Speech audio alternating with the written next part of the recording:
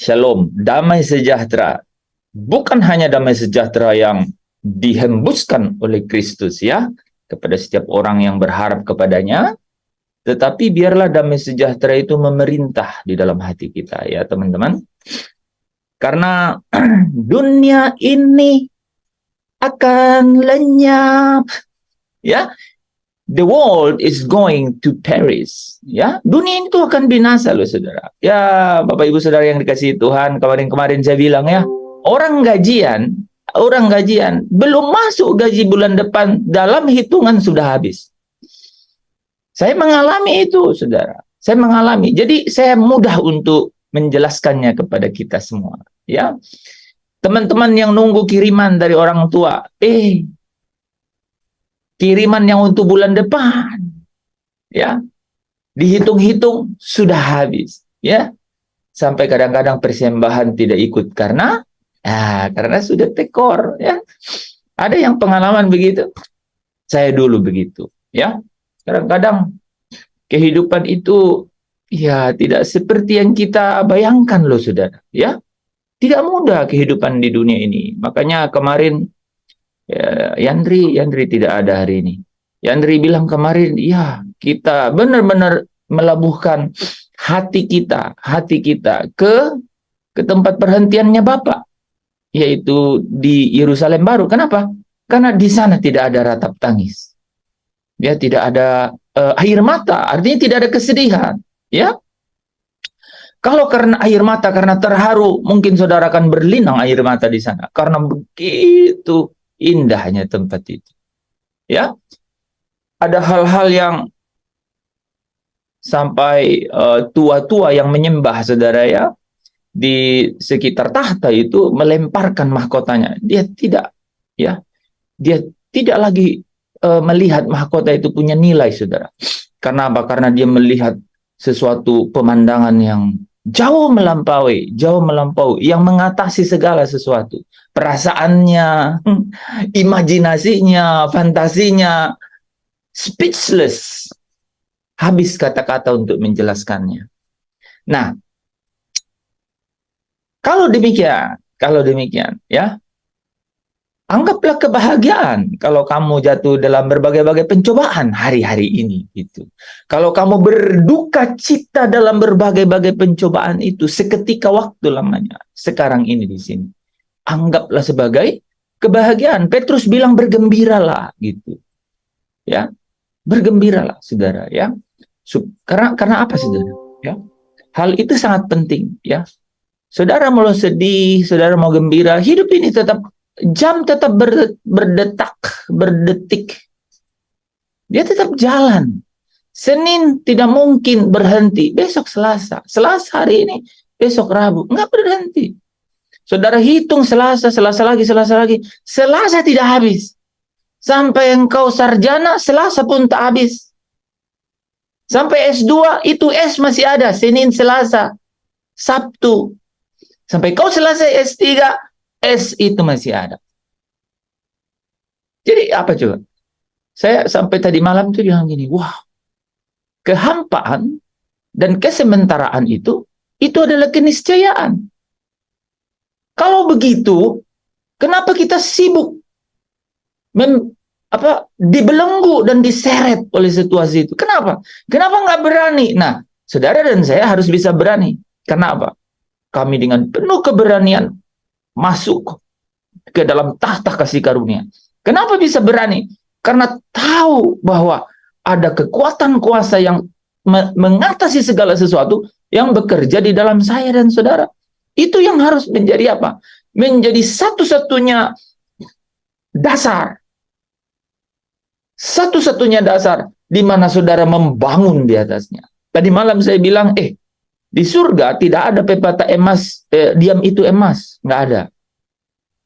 Di surga yang ada adalah ketika saudara membangun di atas dasar Kristus, itu bisa menghasilkan emas. Nah, gitu. Kalau saudara membangun di atas dasar Kristus, dan apa yang saudara bangun itu, yaitu pekerjaan, itu tahan uji, maka itu jadi emas. Jadi tidak ada orang diam di surga terus katanya diam itu emas, tidak ada. Diam juga berisiko. gitu saudara. Diam juga berisiko, gitu ya.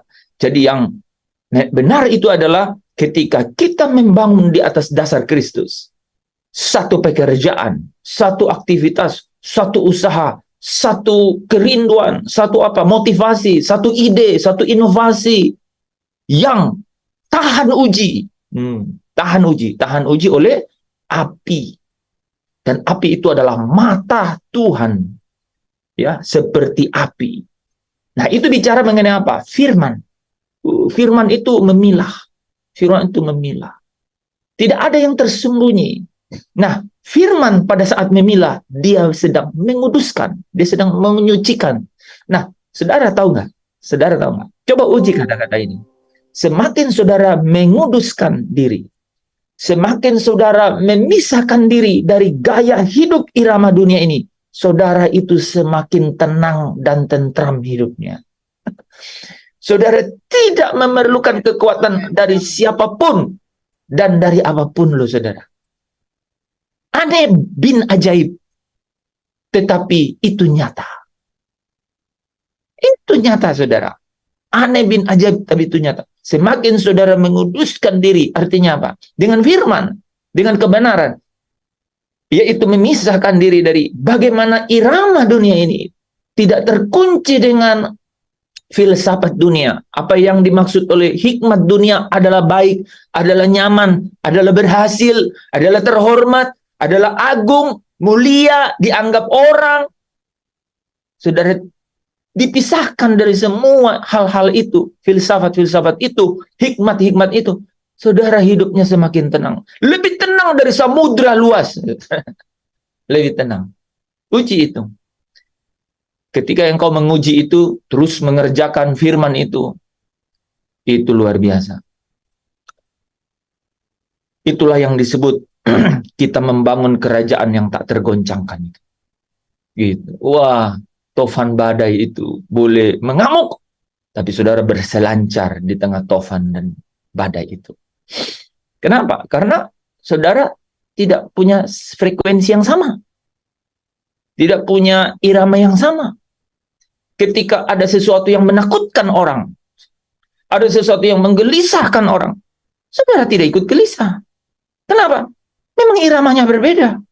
Apa yang menjadi harapanmu, apa yang menjadi andalanmu, itu beda dengan yang orang lain jadikan harapan dan andalan gitu. Yang orang jadikan sumber kehidupan berbeda. Jadi kau tidak pernah menjadi goyah, gelisah, nggak pernah. Nah, saudara, hal-hal ini itu saudara, secara tidak langsung, ini yang saya bilang kemarin tuh gambar wujudnya Allah ada di dalam kita. Ini yang dari kemarin tuh saya bilang, inilah yang namanya karakternya, karismanya ilahi itu ada dalam kita. Dan tidak harus tunggu nanti gitu ya, untuk masuk ke dalam Yerusalem baru itu, kemudian kita wow, ini yang dibilang Pak Hens tuh, enggak. Sejak sekarang, saya bilang sejak sekarang, orang bisa gelisah, orang bisa merasakan ketakutan, kekhawatiran. Kata orang Manado, ngana tidak. Kita tidak. Karena apa? Memang iramanya berbeda. Gitu. Firman itu menjadi hidup di dalam kita. Dan firman yang hidup itu, saudara, itu adalah kehadirannya Allah di dalam diri kita. Yang mengatasi dunia ini. Bagaimana caranya? Itu yang disebut di 1 Yohanes 5 tuh, ya. Bahwa inilah firman itu yang membangkitkan iman, yang mengatasi, yang mengalahkan dunia itu. Ini yang mengalahkan kegelapan itu. Kegelapan itu semua yang dihasilkan iblis. Apakah kau pikir kegelisahan itu dari Tuhan? Apakah kau pikir ketakutan, kekhawatiran itu dari Tuhan? Enggak ada. Dia adalah yang baik, yang kudus. Enggak ada. Jadi itu dari mana? Berarti tidak dari Tuhan. Jadi kalau kau sedang khawatir, sedang gelisah, gitu saudara ya, apapun alasannya, saudara, Pak saya nggak makan. Terus kenapa kalau tidak makan? ambil yang paling dasar kan. Terus kalau tidak makan kenapa? Ya sudah mati. Kalau kau mati dalam Tuhan kan selesai. Pulang ke Firdaus, temukan Firdausmu. Kan begitu kan? Nah itu teman-teman ya. Jadi miliki karakter-karakter yang kuat seperti itu ya. Supaya ketika kau melewati, misalnya ini banyak teman-teman yang masih kuliah gitu ya. Ketika kau berhasil dalam mencapai nilai-nilai terbaik gitu ya. Apapun nilai yang saudara dapat setelah berusaha dengan sekeras mungkin gitu ya. Sedisiplin mungkin. Maka engkau melihatnya apa? Melakukannya seperti untuk Tuhan. Gitu. Dan itu jangan sampai kau jadikan jadi tuan. Sehingga kau begitu terpengaruh dengan dapat nilai C. Kalau C biarlah C di situ, mungkin Christ kan. Kalau B, Bapak, mungkin. Kalau A, Abah.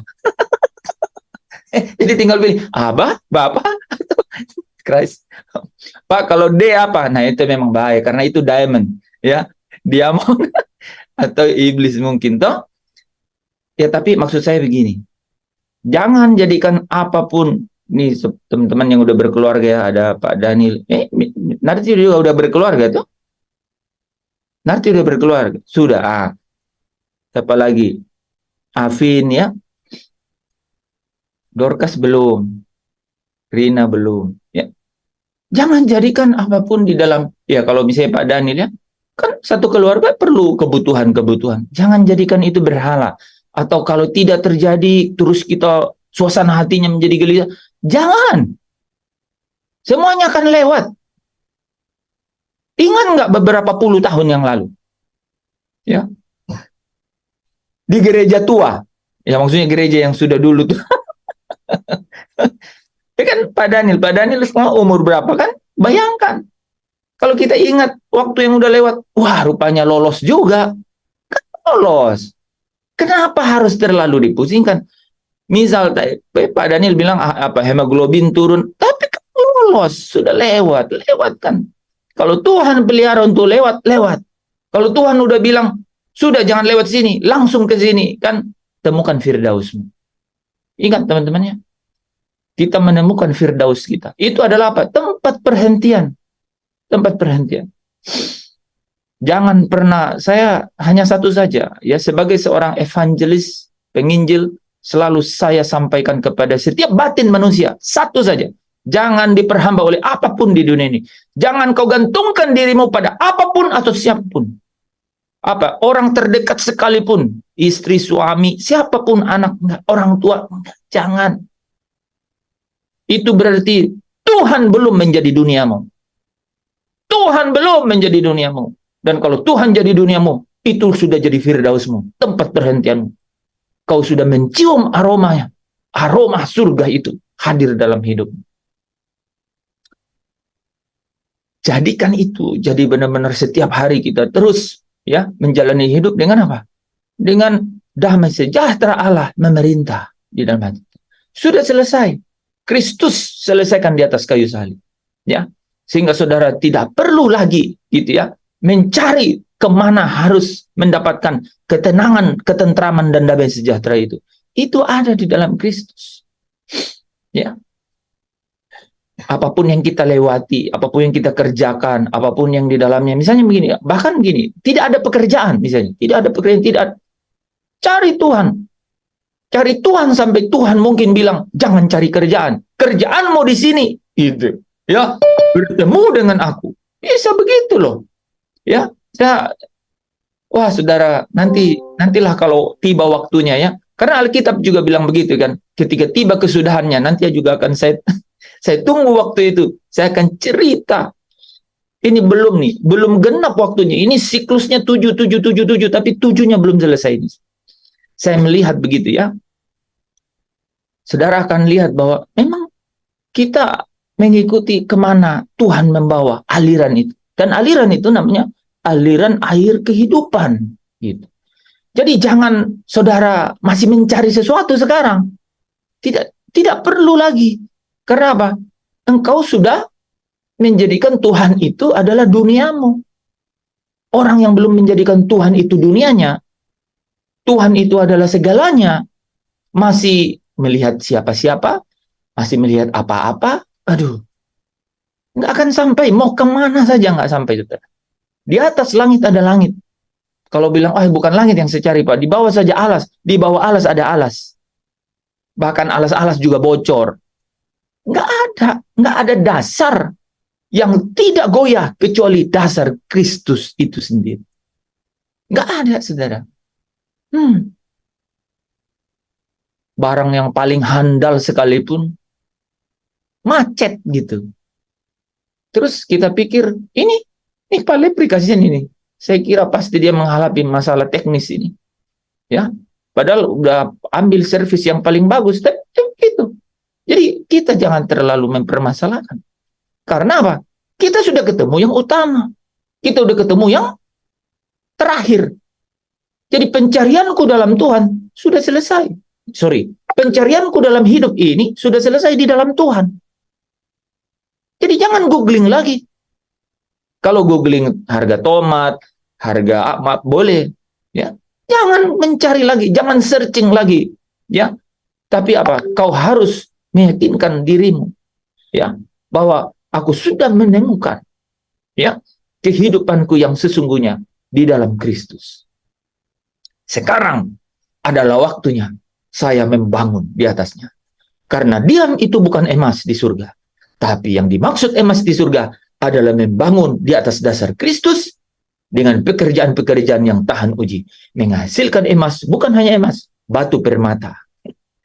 Ya, saudara, malam hari ini saya ingin encourage kita, ya, untuk membawa kita dengan sesuatu yang tidak biasa-biasa. Tidak biasa.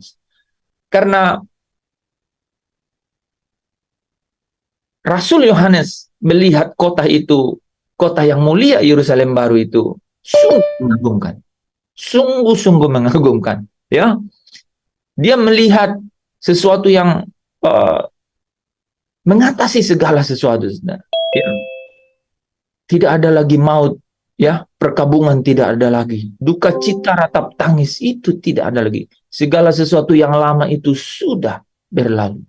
Dan yang menarik ada, saudara, kan? Apa dikatakan, saudara? Kemah Allah ada di tengah-tengah manusia.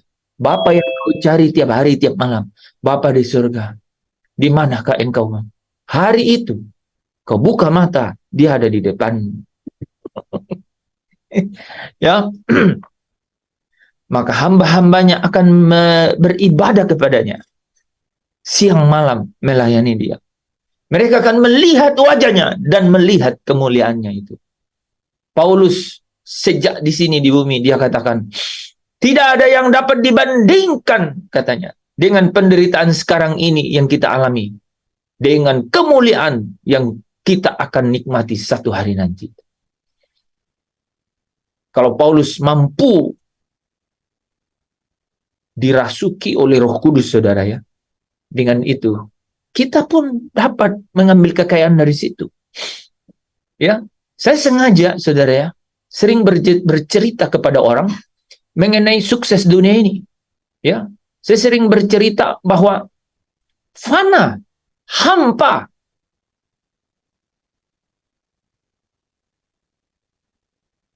Dia tidak punya sisa, saudara. Dia habis. Ya. Oleh apa? Oleh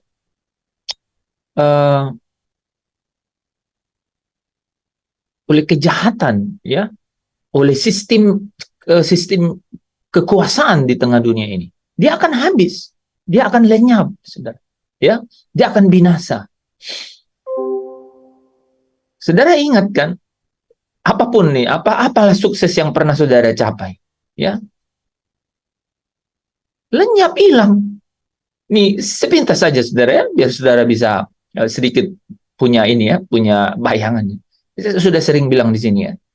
Saya kuliah, saya lulus cum laude. Sertifikat saya nggak tahu di mana sekarang.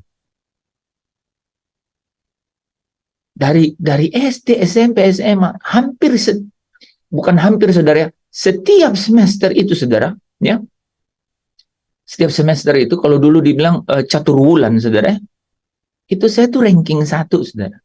Selalu diberi piala. Nggak ada hilang. Dan tidak ada juga yang ingat sekarang kalau saya itu dulu begitu. Nggak ada. Saya punya grup WA teman-teman SMA, teman-teman SMP gitu ya. Kuliah. Semua itu sudah berlalu.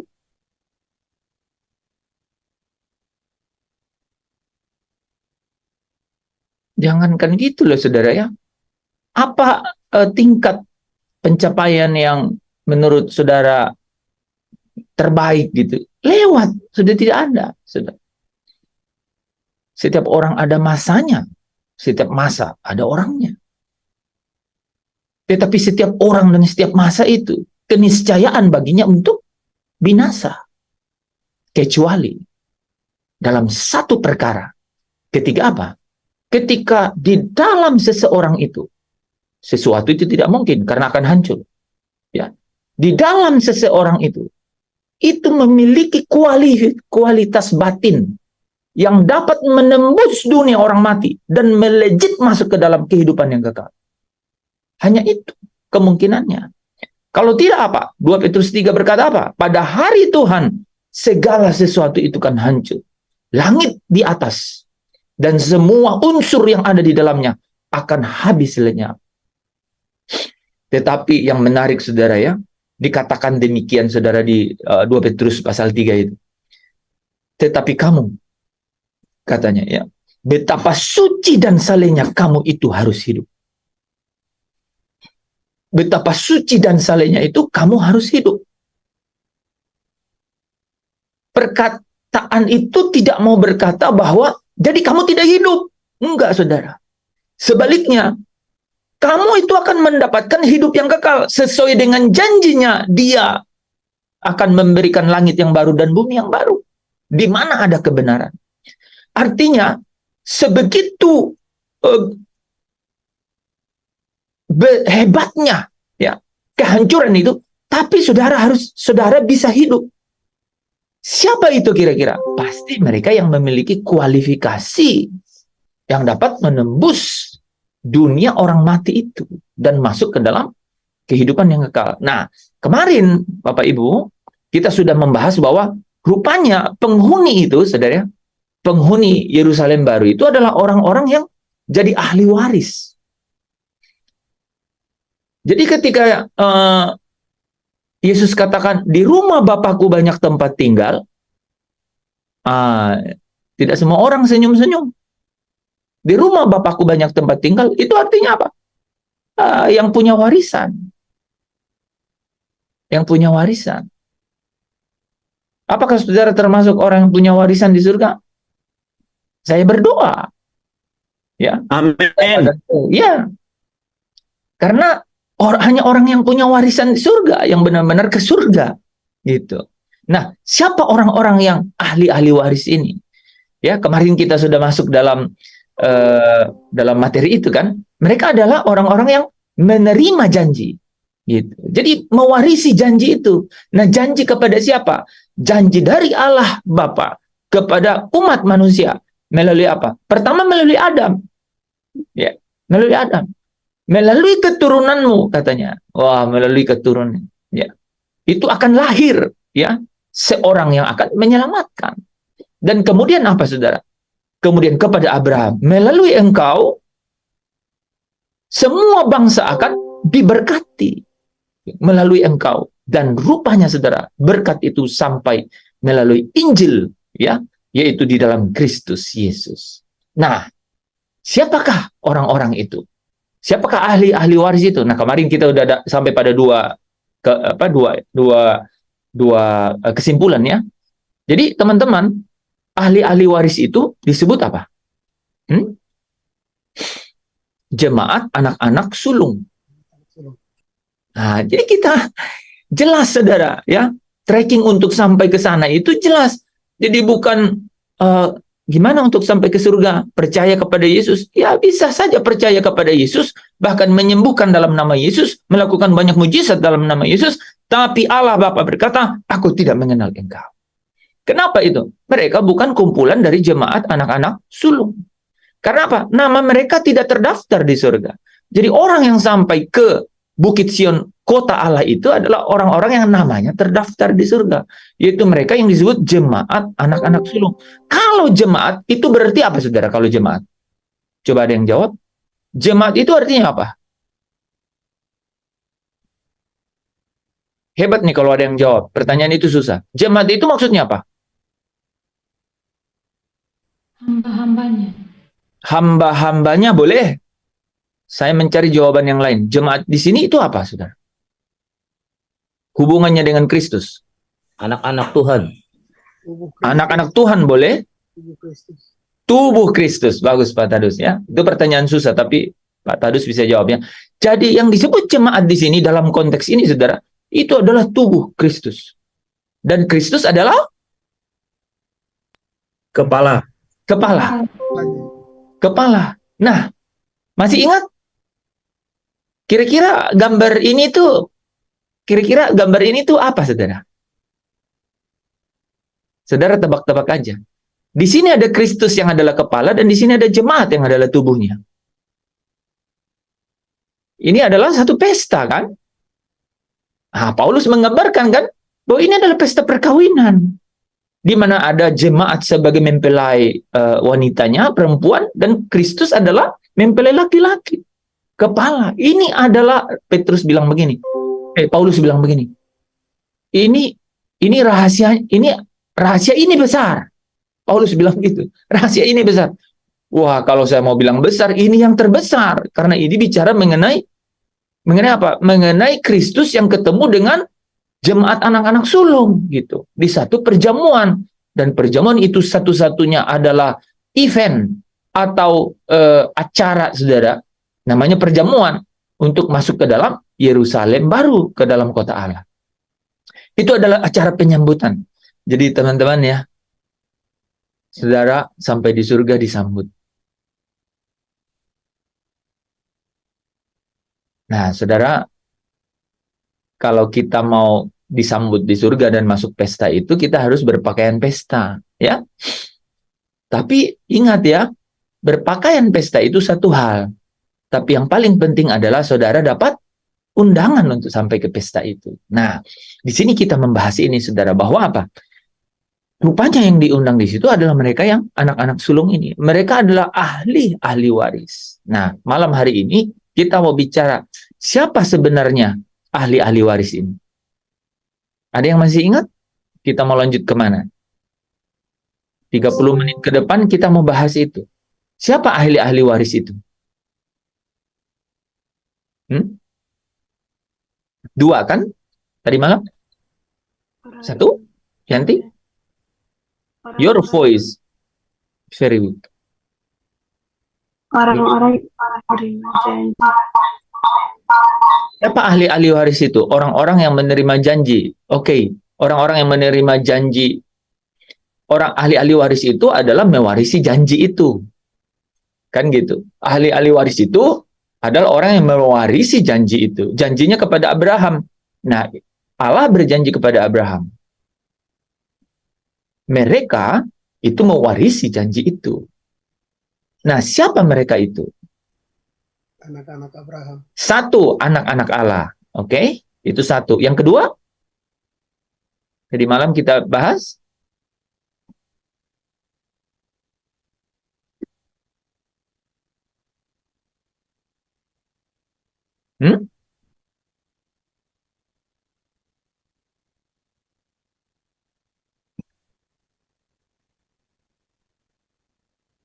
Jadi Pak Lepri tanya tadi itu,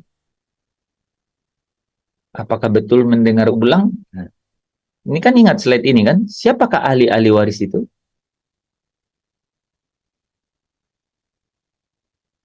Oke, kita langsung ya.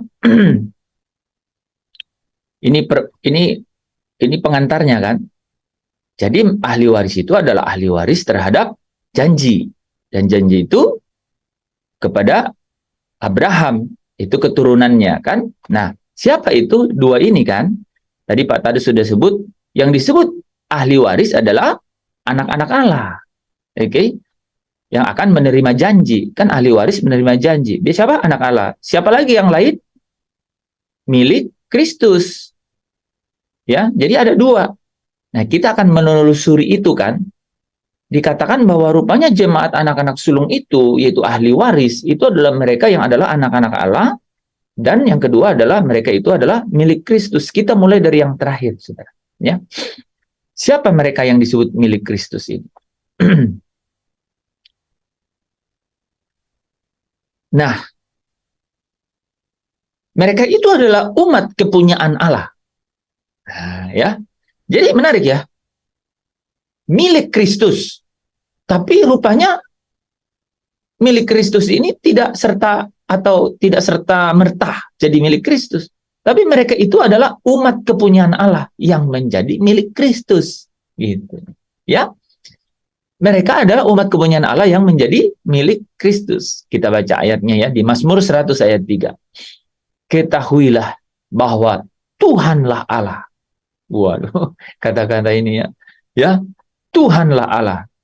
Dialah yang menjadikan kita dan punya dialah kita, ya, umatnya dan kawanan domba gembalanya. Jadi Allah yang memiliki sebenarnya, ya. Nah, 1 Petrus 2 ayat 9 di sini jadi mengerucut nih. Tetapi kamulah bangsa yang terpilih. Rupanya kalau nanti saudara baca Roma pasal 9 ya, rupanya tidak semua keturunan Abraham itu disebut umat-umat pilihan. Gitu. Ya. Tidak semua, tetapi yang dari Ishak yang disebut keturunan. Ya. Tetapi kamulah bangsa yang terpilih, imamat yang rajani, bangsa yang kudus. Katanya apa? Umat kepunyaan Allah sendiri. Ya. Jadi ada umat kepunyaan Allah sendiri. Ya. Bahkan ada kata-kata begini, saudara. Dahulu bukan umat Allah, tetapi sekarang telah menjadi umatnya. Berarti ada sesuatu nih, bukan berarti ini bukan sesuatu yang ditetapkan dari semula. Dahulu bukan umat, tetapi sekarang telah menjadi umat. Oh, ada sesuatu yang terjadi.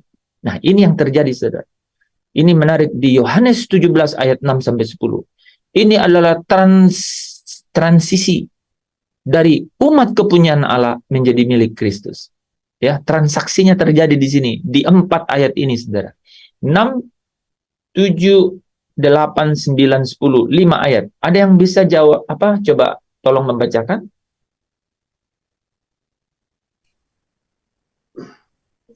Yohanes 17 ayat 6 sampai 10. Aku telah menyatakan namamu kepada semua orang yang engkau berikan kepadaku dari dunia. Mereka itu milikmu dan engkau telah memberikan mereka kepadaku dan mereka telah menuruti firman-Mu. Sekarang mereka tahu bahwa semua yang engkau berikan kepadaku itu berasal daripadamu. Sebab segala firman yang engkau sampaikan kepadaku telah kusampaikan kepada mereka dan mereka telah menerimanya. Mereka tahu benar-benar bahwa aku datang daripadamu dan mereka yang percaya bahwa engkaulah yang telah mengutus aku. Aku berdoa untuk mereka, bukan untuk dunia aku berdoa, tapi untuk mereka yang telah engkau berikan kepadaku. Sebab mereka adalah milikmu, dan segala milikku adalah milikmu, dan milikmu adalah milikku, dan aku telah dipermuliakan di dalam mereka. Amin. Teman-teman perhatiin ya. Jadi ada 3 kali kata engkau berikan kepadaku.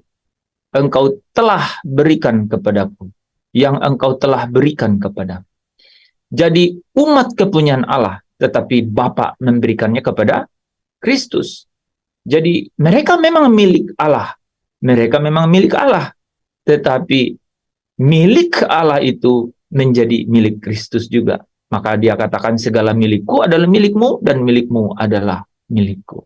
Nah, jadi ketika dikatakan mereka yang jadi ahli-ahli waris adalah mereka yang adalah milik Kristus, itu adalah mereka yang jadi keturunan Abraham, berarti mereka adalah sebenarnya umat kepunyaan Allah. Tetapi yang diberikan oleh Bapa kepada Kristus.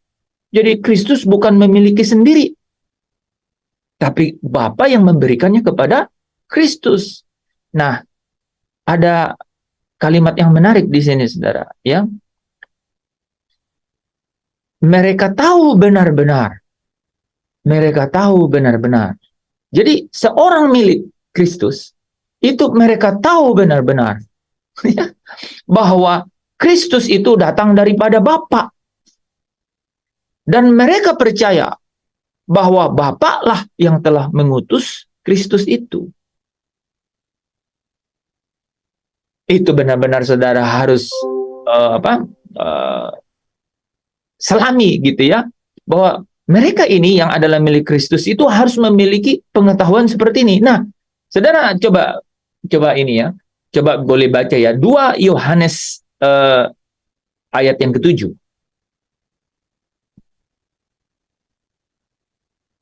2 Yohanes ayat yang ke-7.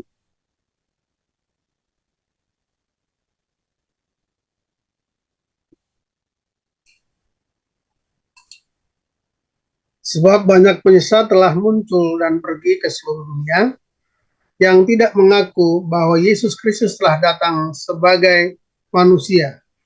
Itu adalah si penyesat dan antikristus. Coba teman-teman renungkan ayat itu. Coba saya tanya, siapa antikristus? Yang tidak mengaku Yesus sebagai manusia, datang sebagai manusia. Iblis. Enggak, baca enggak Pak Daniel ayatnya? Siapa antikristus itu? Ingat ya, saya jawab langsung ya. Antikristus itu bukan iblis. Kita udah tahu kan? Ya. Iblis itu iblis. Antikristus itu antikristus. Nabi palsu itu nabi palsu. Ya. Kemudian ada roh-roh jahat. Ya. Nah, siapa yang disebut antikristus di situ? Penyesat. Eh? Penyesat. Masa penyesat? Coba baca ulang Yanti.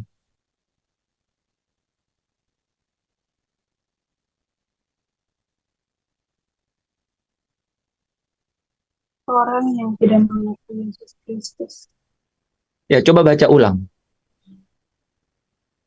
Sebab banyak penyesat telah muncul dan pergi ke seluruh dunia yang tidak mengaku bahwa Yesus Kristus telah datang sebagai manusia. Itu adalah si penyesat dan antikristus. Iya. Jadi bacaannya saja itu adalah penyesat dan antikristus. Jadi kalau kita ditanya siapa antikristus, nggak mungkin jawabannya penyesat. Kayak begini kan, di dalam botol ini ada jeruk dan ada apel. Apakah apel? Jeruk. Nggak mungkin, kan ada apel dan jeruk. Ya, ada penyesat dan ada antikris. Berarti nggak mungkin antikris penyesat, toh? Nah, yang disebut penyesat itu, kan kalian tahu, penyesat itu siapa? Yang biasa menyesatkan siapa? Nabi palsu. Ya, nabi palsu. Gitu. Cuman kan zamannya Yohanes. Ini Yohanes yang belum mendapat wahyu. Ya kan? Tapi ketika dia telah mendapat wahyu, dia tahu bahwa oh rupanya penyesat itu namanya nabi palsu, sehingga dia mulai berkata antikris dan nabi palsu. Bahkan dalam penglihatan itu dia lihat oh ada binatang yang keluar dari dalam bumi dan binatang yang keluar dari dalam laut. Ya kan? Kan gitu kan? Binatang yang keluar dari dalam laut itu adalah antikris. Binatang yang keluar dari dalam bumi itu nabi palsu. Tapi kalau hanya dikatakan binatang itu, maka itu berasosiasi dengan antikris gitu. Iblis bukan itu, iblis lain lagi. Nah, pada saat penghancuran iblis dan sekutunya, yang paling pertama dihancurkan itu adalah siapa? Bukan nabi palsu, bukan antikris, dan bukan iblis, tapi apa? Babel. Sistem kejahatan. Gitu. Roh-roh jahat. Itu Babel besar. Ya, yang dikatakan perempuan pelacur di dalam kitab Wahyu itu. Itu yang dihancurkan dulu. Semua sistem kejahatan yang dibangun. Nah, setelah itu masuk ke dalam oknum. Oknum yang kedua yang dihancurkan adalah antikris dan nabi palsu. Setelah itu terakhir yaitu iblis. Gitu. Jadi yang pertama dilemparkan ke dalam lautan api dan belerang itu adalah antikris dan nabi palsu sebelum iblis gitu ya. Nah, jadi teman-teman bisa lihat ya di ayat itu ya. Kenapa? Jadi dia adalah dikatakan penyesat loh. Dia adalah antikris. Kenapa di ayat ini dikatakan mereka tahu benar-benar siapa mereka ini? Engkau yang engkau berikan kepadaku. Saya tanya ulang ya, siapa yang engkau berikan kepadaku ini? Dari dunia loh. Siapa kira-kira ini? Milik Kristus. Milikku adalah milik Bapa. Yaitu siapa? Yang engkau berikan kepadaku. Mereka yang engkau berikan kepadaku itu tahu benar-benar bahwa aku datang daripada Bapa. Dan mereka percaya orang-orang ini bahwa Bapa lah yang telah mengutus aku. Gitu. Ini teman-teman akan benar-benar bukan hanya memahami, tapi dari sini saudara akan digairahkan tuh hidupnya gitu. Wah, rupanya ya untuk melintasi alam dunia orang mati itu dan ya masuk ke dalam kehidupan kekal di kota kudus, kota Allah itu jejaknya jelas karena Kristus adalah jalan untuk ke situ. Kristus adalah yang sulung. Kristus adalah kepala dari jemaat anak-anak sulung yang akan sampai ke sana, yaitu mereka yang adalah ahli-ahli waris. Ini tidak ada di mana-mana, saudara. Tidak ada di kitab orang-orang lain. Ya, ini memang hanya ada di sini tuh, disingkapkan di dalam Kristus. Kita lanjut ya. Untuk itulah, kenapa di Yohanes 17 ayat 24, ayat yang sering kita bahas kan, apa katanya? Ya Bapa, aku mau supaya dimanapun aku berada, Kristus ini, ya, mereka juga berada bersama-sama dengan aku. Lagi-lagi dia berkata begini, mereka yang telah engkau berikan kepadaku, yaitu apa? Umat kepunyaan Allah yang kemudian diberikan oleh Bapa kepada Yesus, ya, agar mereka apa? Memandang kemuliaanku, itu kata Yesus. Nah, teman-teman, dari sini kalau kita lihat ya, mereka yang menjadi milik Kristus ini rupanya mereka lah yang menerima janji. Coba salah seorang membaca, jangan Pak Tadus. Dari sini mulai kan, mereka yang menerima janji itu siapa? Galatia 3 ayat 29.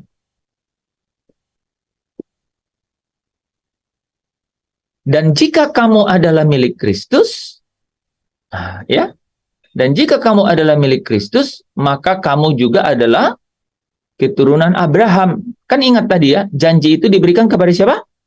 Abraham dan keturunannya, ya. Maka kamu juga adalah keturunan Abraham dan berhak menerima janji Allah itu, yaitu menjadi ahli waris. Kita baca di 1 Korintus 2 ayat 23. Tetapi kamu adalah milik Kristus dan Kristus adalah milik Allah. Coba perhatikan ya. Di dua ayat ini menarik nih, ya. Dua ayat ini menarik. Ya. Kamu adalah milik Kristus dan Kristus adalah milik Allah. Ya. Kita kemarin baca satu ayat ya. Sesuai dengan urutannya. Pertama adalah Kristus, kemudian mereka yang adalah miliknya. Gitu ya. Makanya saudara ingat ya, bahwa ketika Kristus dipermuliakan, maka dia akan datang di dalam kemuliaannya. Ya kan? Nah, hanya orang-orang yang kemudian turut di dalam kemuliaannya itu yang akan kemudian bersama-sama dengan dia selama-lamanya.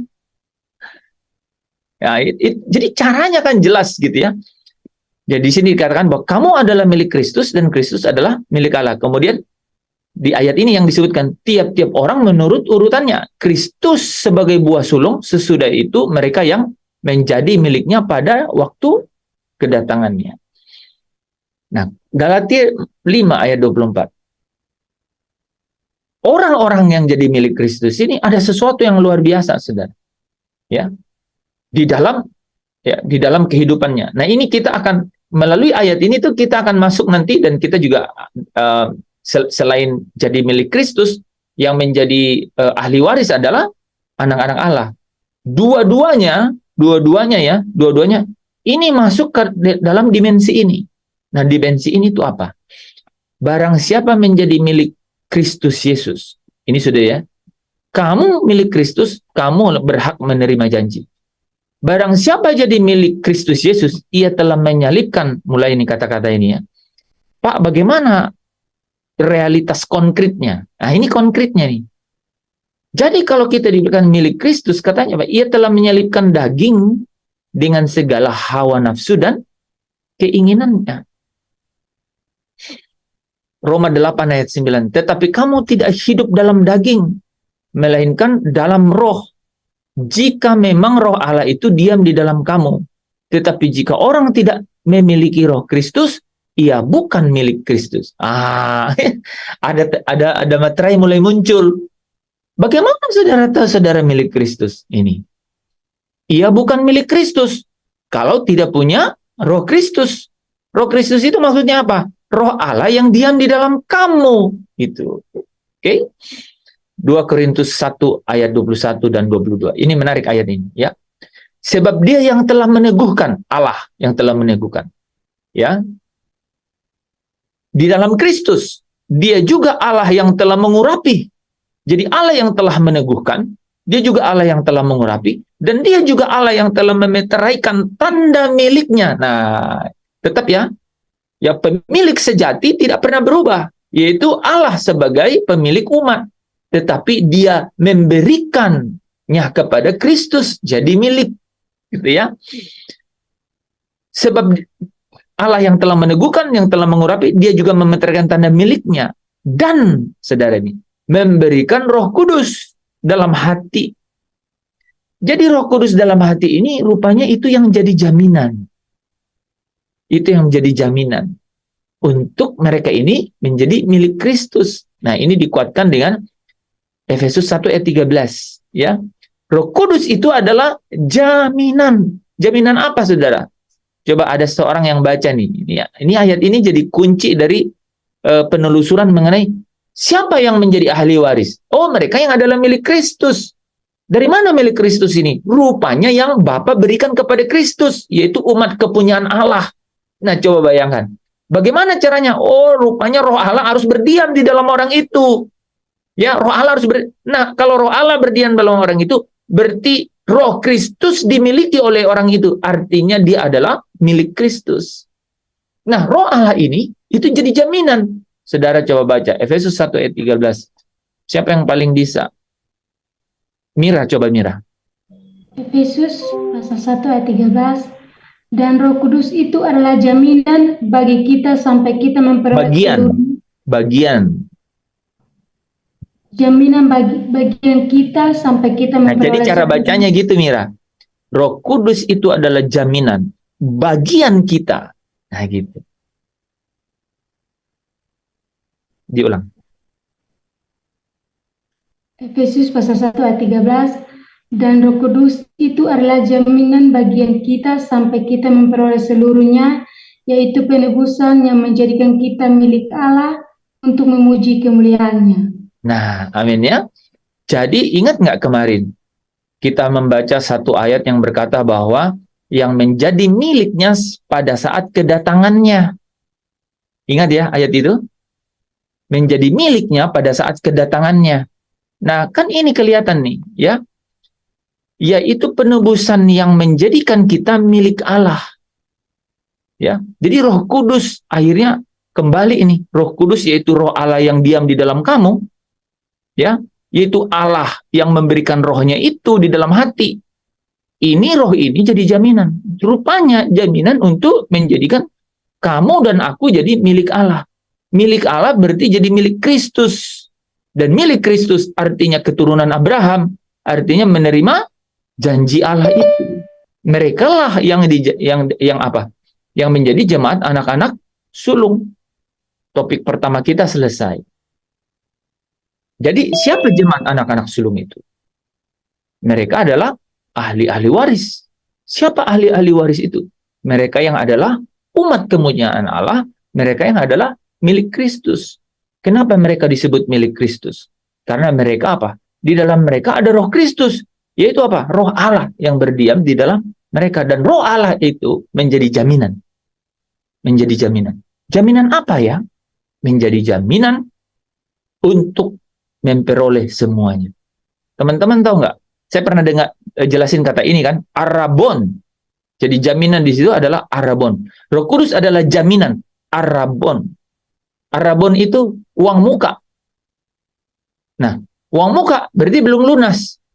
Artinya apa? Ada pekerjaan yang harus dibangun di atas Kristus. Kalau saudara perhatikan kata-kata ini ya, akhirnya apa? Yang menjadikan kita milik Allah untuk tetap terakhir-akhirnya apa? Untuk memuji kemuliaannya. Jadi apa? Roh Kudus menjadi apa? Menjadi uang muka, menjadi down payment gitu. Artinya apa? Mengenai cicilannya, kita itu harus kerja. Ya, seperti 1 Korintus berapa? 1 Korintus 3 ayat 11, ya kan? Kristus itu adalah dasar, dan di atasnya kita harus bekerja, ya, pekerjaan yang tahan uji, supaya menghasilkan emas, batu permata, dan perak, ya, tahan uji. Oke? Nah, itu bagian pertama ya, kenapa kita katakan bahwa siapa sih ya ahli waris itu? Mereka yang adalah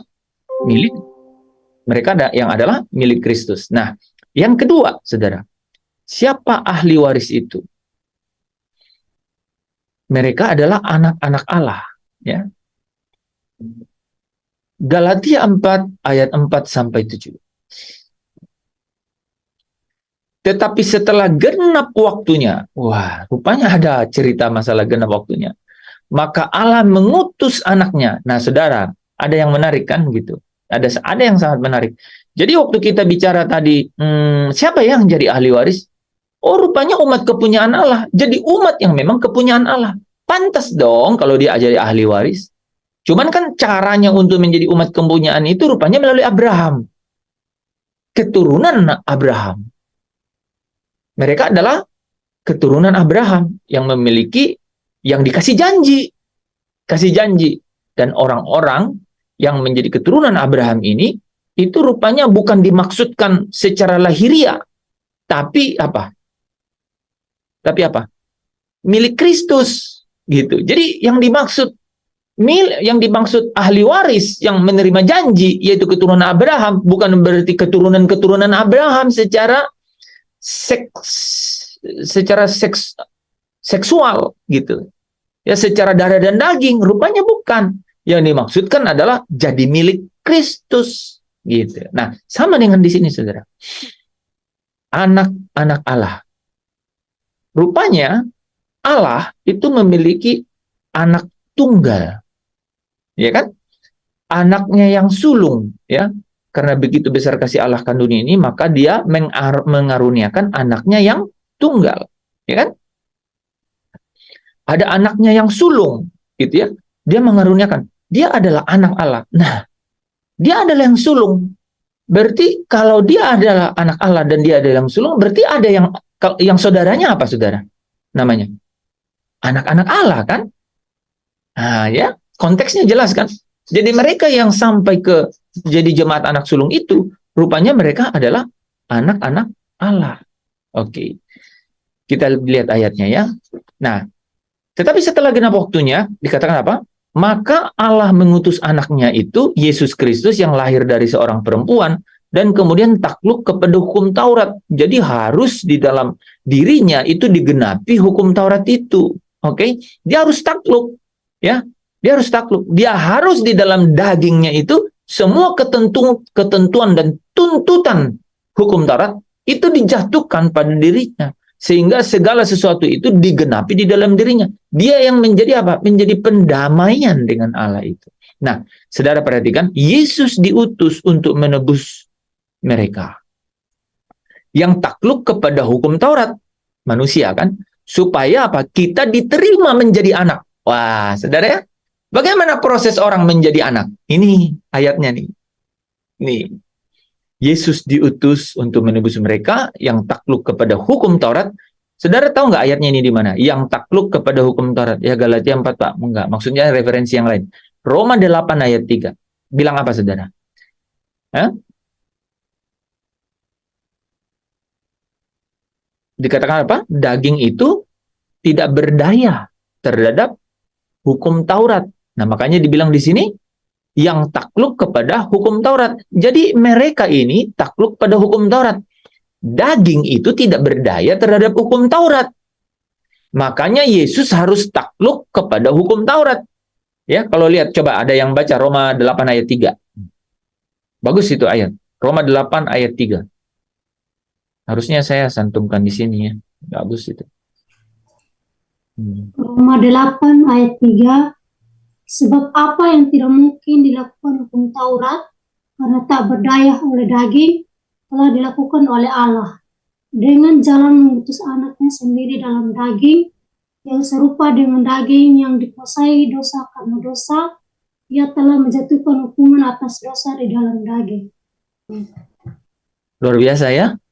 Itu ayatnya padat sekali loh ya. Padat sekali itu ayat. Coba ulangin sekali lagi, Yuli. Coba dengarkan baik-baik teman-temannya. Itu ayat itu luar biasa. Pelan-pelan ya, saya potong-potong ya. Silakan, Yuli. Sebab apa yang tidak mungkin dilakukan hukum Taurat. Oke, nanti ya teman-teman perhatiin ya. Sebab apa yang tidak mungkin dilakukan oleh hukum Taurat. Lanjut. Karena tak berdaya oleh daging. Coba bayangkan ya.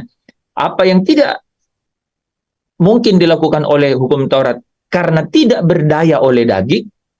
Jadi hukum Taurat itu tidak mampu membuat orang hidup berkenan kepada Allah. Kira-kira begitu tuh. Ya, itu terbukti kan? Gitu kan, terbukti itu ya. Terbukti dalam percakapan Yesus dengan ahli-ahli Taurat. Sampai Yesus bilang, "Kamu itu ya seperti kuburan. Di atas berlabur putih, di dalam tulang belulang."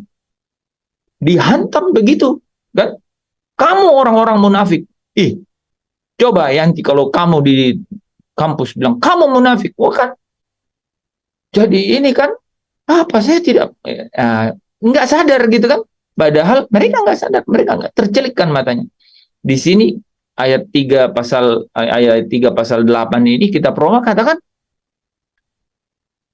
karena hukum Taurat tidak berdaya terhadap daging. Nggak berdaya. Itu yang kenapa Paulus bilang, apa yang baik yang ingin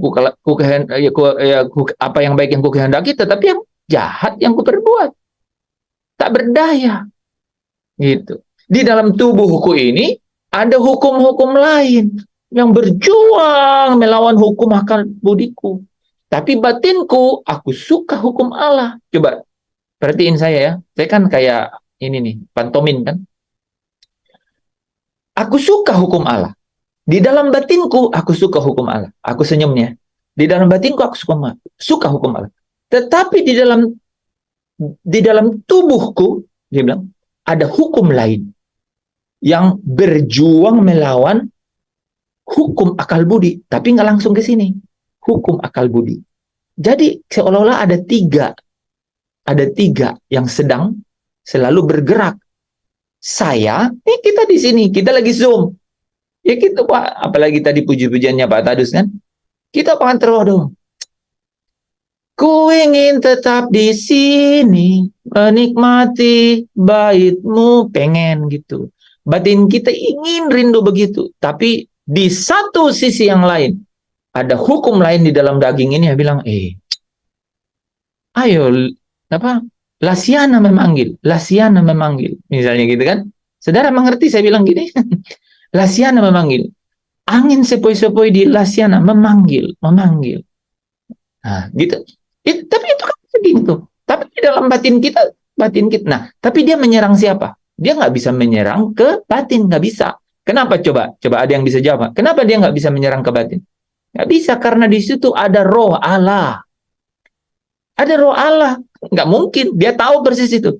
Jadi dia menyerang ke akal budi. Nah, makanya pikiran itulah yang harus dipersenjatai dengan pengetahuan akan kebenaran, gitu. Supaya apa? Supaya dia dapat apa? Supaya dia dapat melawan, gitu. Ya, supaya dia dapat melepaskan diri, gitu ya, dari apa? Dari keinginan-keinginan daging itu yang berjuang melawan akal budi itu. Ya. Nah, lanjut Yuli. Ini yang menarik nih ya. Ini yang menarik nih. Kalimat berikutnya ini tindakannya. Itu realitasnya, kenyataan. Ini tindakannya. Coba perhatikan tindakannya. Kalau koma ini ya, berhenti ya Yul. Telah dilakukan oleh Allah. Jadi Allah yang melakukan. Manusia tak bisa. Itu luar biasa loh. Nah, itulah yang disebut kemurahan hati Allah. Bukan usaha. Itulah pemberian. Nah, coba apa yang dia lakukan? Allah dengan jalan mengutus anaknya sendiri dalam daging. udah, berhenti dulu. Saudara perhatikan nggak? Dengan cara mengutus anaknya sendiri ke dalam menjadi daging. Itu mirip dengan Yohanes 1 ayat 14. Dan firman itu telah menjadi manusia. Sebenarnya di situ bukan antropos, bukan manusia, tapi firman itu telah menjadi daging, sarkas. Sama ini dengan di sini. Jadi daging, karena di dalam daging itulah masalahnya. Tadi kan ingat ya, kalau batin, aku suka hukum Allah. Tapi dalam dagingku ada hukum lain yang berjuang. Jadi di sini pertempurannya, gitu. Saudara tahu nggak? Karena Yesus menang dalam pertempuran ini, maka kalau dia datang, dia suka-suka. Suka-suka apa? Dia ganti daging yang itu, karena dia sudah menang di situ, dia ganti dengan tubuhnya yang mulia, yang serupa dengan dia, tubuhnya yang mulia. Itu kenapa dia bisa mengganti. Karena dia sudah menang. Gitu. Dapat ya? Oke? Dapat nggak? Bengong. Dapat. Iya, kita. Amin. Nggak, aku lihat Yanti mukanya rata gitu. Oke. Lanjut Yuli. Ini penjelasannya saja ini. Dikatakan Allah mengutus anaknya Yesus ke dalam daging. Nah, coba perhatikan. Kenapa ke dalam daging? Ini penjelasannya nih. Menarik nih penjelasannya. Penjelasan hanya mengenai daging nih. Lanjutannya nih. Padat sekali loh.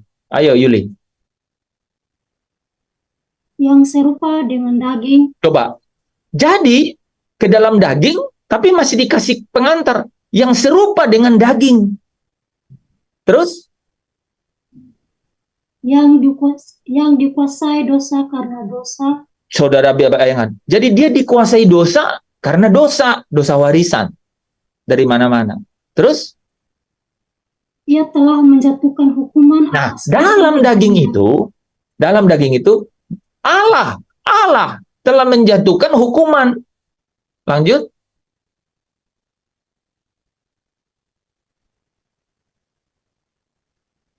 Ia telah menjatuhkan hukuman atas dosa di dalam daging. Amin. Dia telah menjatuhkan hukuman atas dosa di dalam daging. Nah, teman-teman kalau baca ayat 4-nya, kita lanjut dikit ya. Di ayat 4-nya ini, saudara jadi terbuka. Oh, hubungannya sama hukum Taurat yang tadi di bagian awal ayat 3, coba ayat 4. Supaya ayat 4-nya, supaya tuntutan hukum Taurat. coba teman-teman ya, supaya tuntutan hukum Taurat. Karena tadi hukum Taurat, kenapa harus diselesaikan oleh Allah? Karena bagian awal tadi bilang apa? Di ayat 3?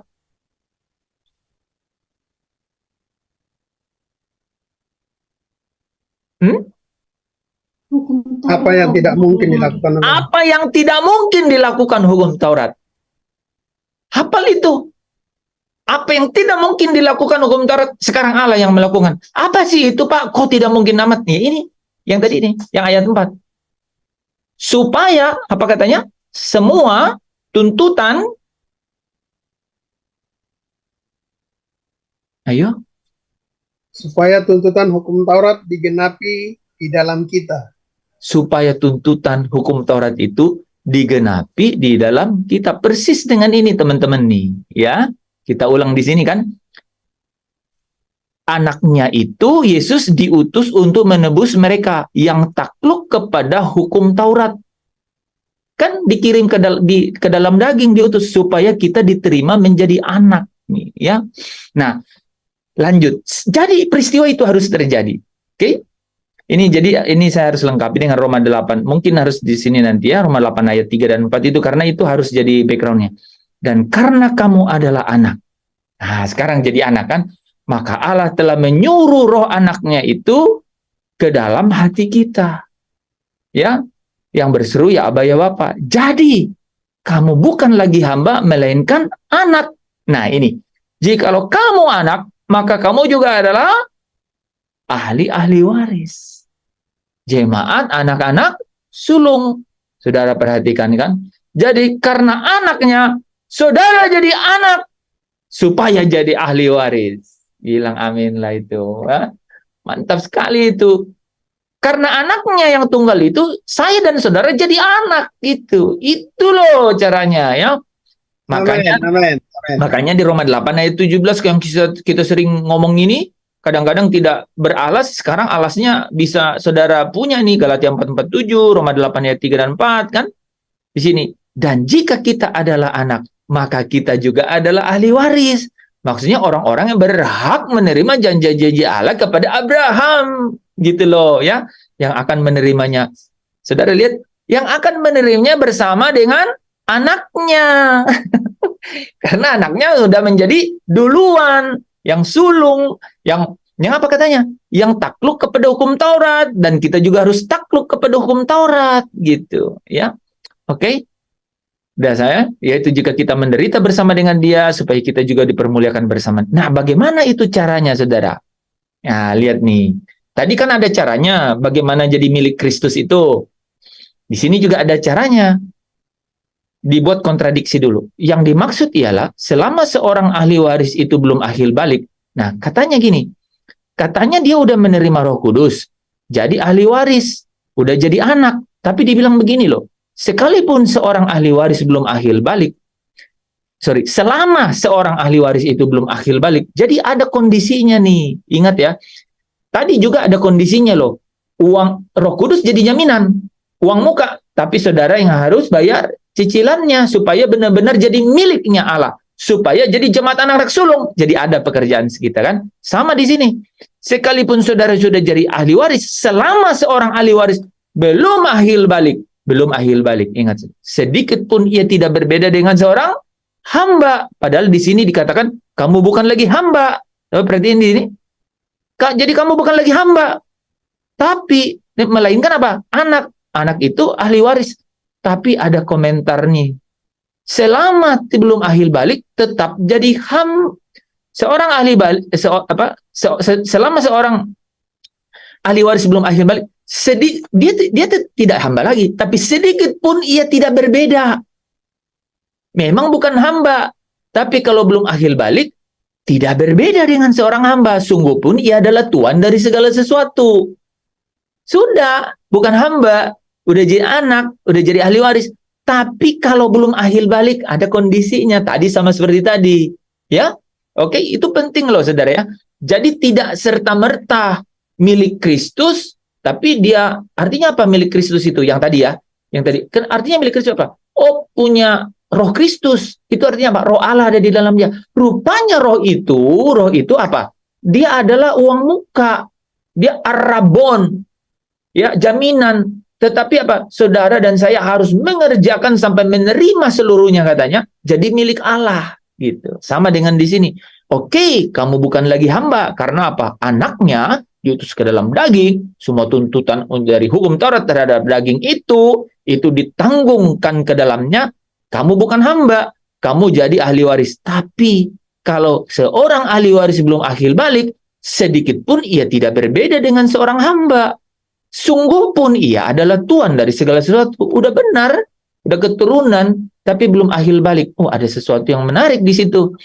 Sebab kamu tidak menerima roh perbudakan yang membuat kamu menjadi takut lagi, tetapi artinya tidak menjadi hamba lagi. Kamu telah menerima roh yang menjadikan kamu anak. Nah, kita Itu sama tadi ya, dijelaskan saja ya. Nah, jadi lihatlah betapa besarnya kasih karunia Bapa kepada kita. Jadi tadi sudah bukan hamba, tapi apa? Kalau belum akhir balik, dia tidak ada bedanya seperti seorang hamba sekalipun dia tuan dari segala sesuatu itu. Jadi apa saudara? Ini digambarkan di 1 Yohanes 3 ayat 1 dan 2 ini ya, saya lupa Yohanes. Lihatlah betapa besarnya kasih karunia Bapa kepada kita, sehingga kita disebut anak-anak Allah. Benar kita disebut, bukan lagi hamba, tapi akhir balik loh. Lihat, dan memang kita adalah anak-anak Allah. Karena itu dunia tidak mengenal kita, sebab dunia tidak mengenal Dia. Ya, jadi kamu bilang kamu anak Allah, tapi dunia bilang, aduh, kamu ngomong apa ini? Kamu lagi fantasi ya? Kamu lagi halu ya? Nah, kan gitu, karena dia tidak mengenal. Kamu mengenal Dia, ya. Nah, saudara-saudaraku yang kekasih ini ya. Sekarang kita adalah anak-anak Allah, tetapi belum nyata apa keadaan kita kelak. Nah, ya. Kita belum akhir balik. Ya. Belum nyata apa keadaan kita kelak. Jadi kita harus bekerja untuk menjadi akhir balik. Akan tetapi kita tahu bahwa apabila Kristus menyatakan dirinya, kita akan menjadi sama seperti Dia. Nah, saudara, ketika menjadi sama seperti Dia, ini adalah apa? Filipi 3 ayat 21. Ya, Dia datang menggantikan tubuh kita menjadi serupa dengan tubuhnya yang mulia itu. Oke? Nah, di situ. Jadi, bagaimana itu supaya terjadi? Nah, ya. Caranya adalah bagaimana kita benar-benar hidup ya seperti anak-anak Allah ya. Nah, ini yang juga disebut di Yohanes 1 ayat 12 dan 13 ya.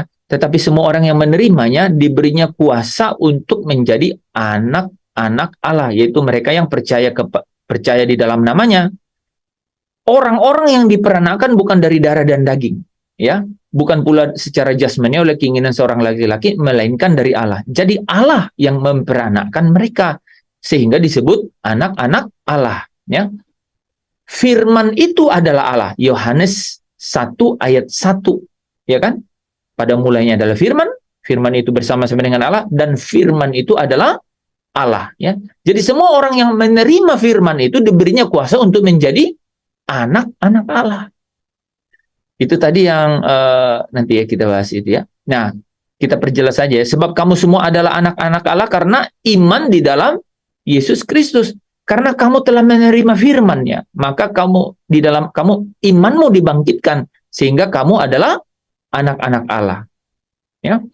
Artinya bukan anak-anak menurut daging, ini tadi ya, bukan diperanakan dari darah dan daging, bukan ya. Tetapi adalah anak-anak perjanjian yang disebut keturunan yang benar. Jadi keturunan yang benar yaitu menjadi ahli waris ya. Nah, yang terakhir ya. Jadi semua orang yang dipimpin oleh Roh Allah itu adalah anak Allah. Perhatikan ya. Dari kedua pembahasan itu ya. Memang Allah yang merancang ya.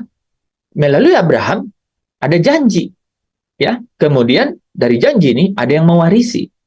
Tapi menarik kan bahwa sekalipun itu menjadi warisan, setiap orang ya harus benar-benar menerima Roh Allah itu supaya apa? Supaya dia dipimpin ya, supaya dia dipimpin untuk apa? Untuk bekerja di atas ya kasih karunia, di atas anugerah yang dia sudah terima untuk menghasilkan satu pekerjaan yang mulia sampai apa katanya? Menerima seluruhnya. Ya. Efesus 1 ayat 13 tadi ya, 2 Korintus 1 ayat 21-22 kan? Menerima seluruhnya. Ya. Sama dengan jadi anak Allah. Coba lihat, baca ayat terakhir ini ya. Semua orang yang dipimpin Roh Allah adalah anak Allah. Bukan lagi apa tadi?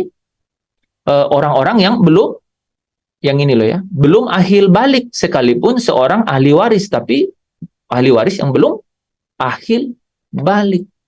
Ya. Nanti kita ulang hari Kamis.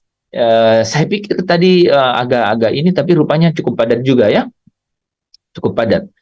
Oke, kita tutup dalam doa dulu ya teman-teman. Kami mengucap syukur Bapa untuk setiap perkataan-perkataan yang boleh Engkau taruh di dalam lidah hamba, sehingga ini menjadi firman yang berkuasa. Firman yang seperti hujan yang turun tidak kembali ke situ, tetapi dia akan mengerjakan apa yang Kau kehendaki dan pasti berhasil dalam apa yang Kau suruhkan kepadanya, yaitu bekerja di dalam setiap kami untuk menghadirkan yaitu karakter-karakter ilahi dalam diri kami. Kami akan memiliki irama dan sukacita untuk dapat tinggal tenang, untuk dapat menikmati kehadiran-Mu di dalam hidup kami melalui setiap firman-Mu Tuhan. Karena apa? Karena ada Roh-Mu sendiri yang memimpin. Kami mengucap syukur, biarlah Roh-Mu terus bekerja di dalam setiap kami, supaya Roh itu memimpin kami ke dalam seluruh kebenaran, singkapkan kebenaran itu di dalam hidup kami Tuhan. Di dalam Kristus Yesus kami datang kepada-Mu Bapa di surga. Saudara yang diberkati yang percaya, bersama dengan saya katakan amin. Amin, amin. Amin. Amin. Terima kasih Pak.